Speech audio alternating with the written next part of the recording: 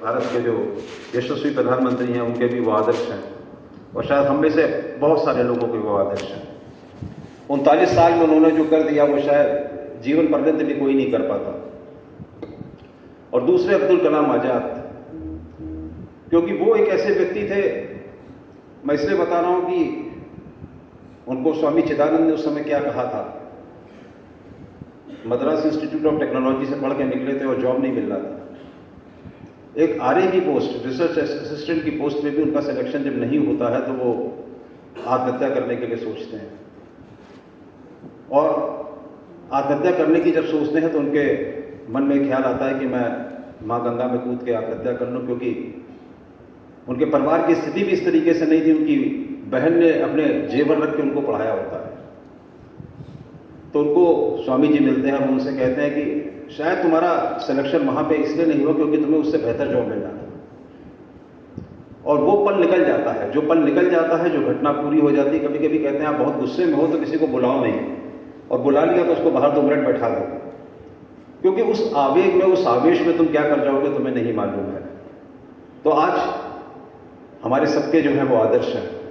तो ये मत सोचो कि अगर आज तुमको वो चीज़ नहीं हुई तो तुम्हारे साथ एक निराशावादी दृष्टिकोण आ जाएगा। नहीं, ऐसा नहीं होगा। तुम्हें बहुत कुछ करना होगा इस इंस्टीट्यूट को बुलंदियों में पहुंचाने के लिए। तुम्हारे कंधों की जरूरत होगी। तुम इस इंस्टीट्यूट के ब्रांड एम्बेसडर होगे और आने वाला इस इंस्टीट्यूट का इतिहास तुम लोग लिखोगे। तो मन में एकदम दृढ़ विश्वास रखो कि सफलता जरूर तुम्हारे कदम चूमेगी। एक नई दौर में गुजरोगे, नए दौर में लिखेंगे मिलकर नई कहानी। हम हिंदुस्तानी, हमें नसाई वाले लोग भी कह लो। अलग अलग चीजें होंगी। अभी तक तुम छात्र जीवन में थे, अब तुम जाओगे वहां पे, तुमको काम लेना होगा। खुद काम करना और दूसरे से काम लेना, इसमें अभूतपूर्व अंतर होता है। आप खुद तो कर सकते हो, लेकिन दूसरे से काम कराने में बड़ी दिक्कत का सामना होता है। आपको सब लोग अपनी बात सुनाना चाहेंगे, आपकी कोई नहीं सुनना चाहेगा। वो आपको बहुत सारी बातें बताएंगे। आप फैक्ट्री में जाएंगे, बोले बाबू यहाँ तो ऐसा ही होता है, पिछले 25 साल से चल रहा है। और आपको ये डायलॉग हर कदम पे सुनने होंगे और सामंजस्य बैठाना होगा। उसकी भावनाओं को आहत किए बिना अपना कार्य भी करना होगा।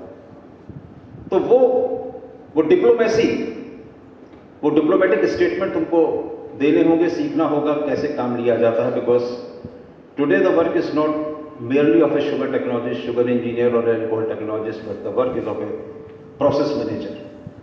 आपको लोगों को लेके चलना है साथ में। तो वो एक कला सीखनी जरूर होगी। और दूसरी चीज ये कि मेरे लिए तो मैं हमेशा ये सोचता हूं कि आज देख रहा था कि सीनियर्स के साथ म्यूजिकल चेयर, बचपन में स्कूल में जब पढ़ता था प्राइमरी स्कूल में तो भी म्यूजिकल चेयर थी, कॉलेज में आया तो म्यूजिकल चेयर थी, इंस्टीट्यूट में आया तो म्यूजिकल चेयर है, आज इंस्टीट्यूट में नौकरी कर रहा है तो भी म्यूजिकल ही चेयर है। जब जीवन में जाओगे आगे तो भी वहां पे म्यूजिकल चेयर ही खेलोगे, लेकिन वो दूसरी तरीके की म्यूजिकल चेयर होगी। कुर्सी ये होगी, पाने वाले बहुत होंगे। तो वहां पे भी तुम्हारा अंतर क्या है, तुम्हारी फॉरवर्ड लुकिंग अप्रोच क्या है, तुम्हारे को आगे ले जाने के लिए तुम्हारे मन की सोच क्या है, तुम्हारे ज्ञान क्या है, ये तुमको आगे लेके जाएगी। तो ये मत सोचना कि